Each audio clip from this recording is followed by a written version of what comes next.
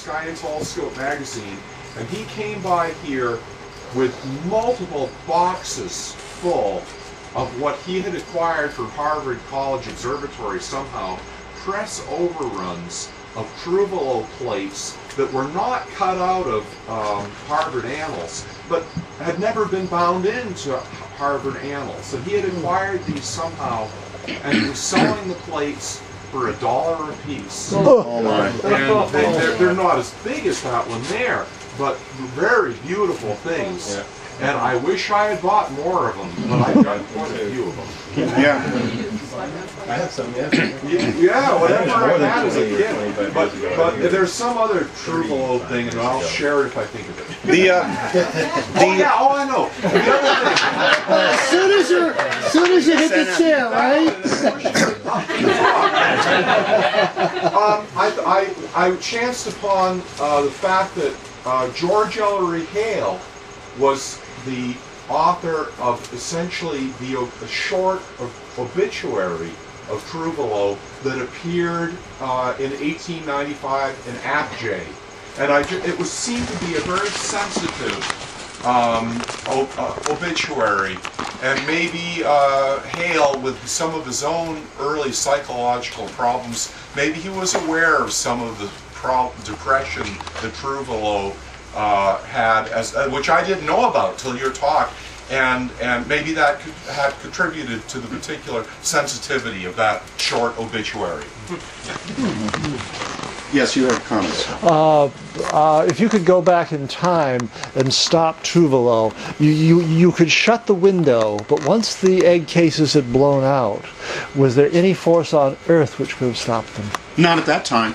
In this age, you would in this age, insecticide the whole if we put them today? Napalm the neighborhood. Napalm the neighborhood, yeah. Oh yeah, I think it could, if we had what we have now, if we had Dimmelin and some of these other things, it could have been nipped within the city of Medford, I'm sure. In that age, no way. But no, then no, they had nothing. It was all mechanical. You had to remove the egg masses from the trees. How can you reach? I've seen egg masses. Now, when they do an egg mass survey.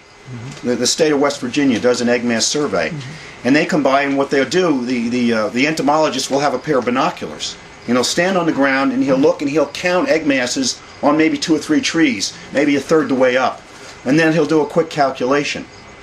He'll realize what the area is, and then he will say, you have roughly 50,000 egg masses per acre, which is well above what you need to qualify for a spraying this year. Now, sometimes we've had 200 an acre. He says, not worth it.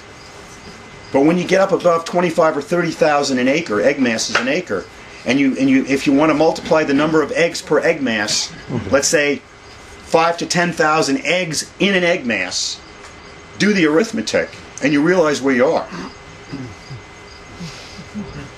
Now, I want to just make a comment, sir. You talked about the Naval Observatory. The U.S. Naval Observatory today has 2 or 3 of the original pastels that hang on the walls. And they didn't always hang. I mean, they hung for many, many years. And then someone needed the space. They took them off. They put them in a closet. And probably about 15 years ago, they were taken from the closet and they were rehung.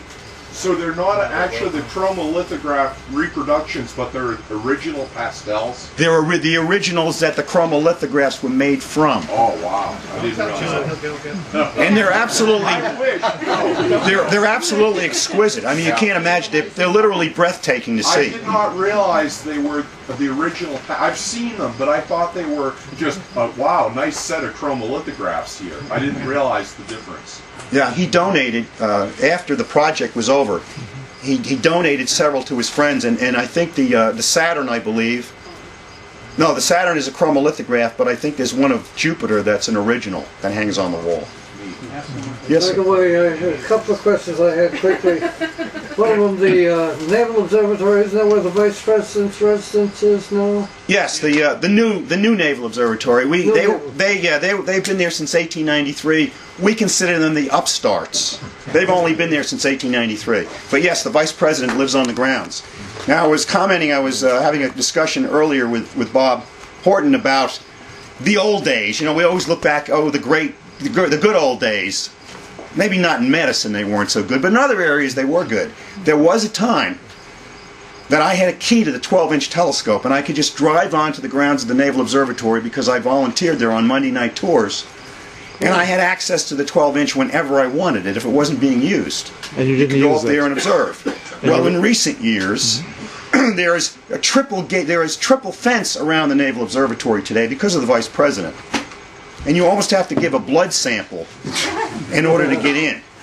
They have guards with the mirrors looking under your vehicle, and they're not looking for gypsy moth egg masses either.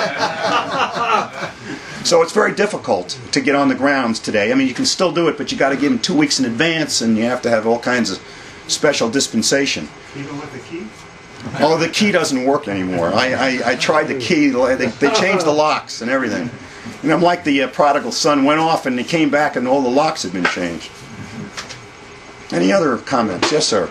The name of, do you happen to know offhand, and I've seen this picture many times, the name of the discover name of that comet of 1881? I forgot. I knew it at one time also, but I don't remember. Okay. One more comment?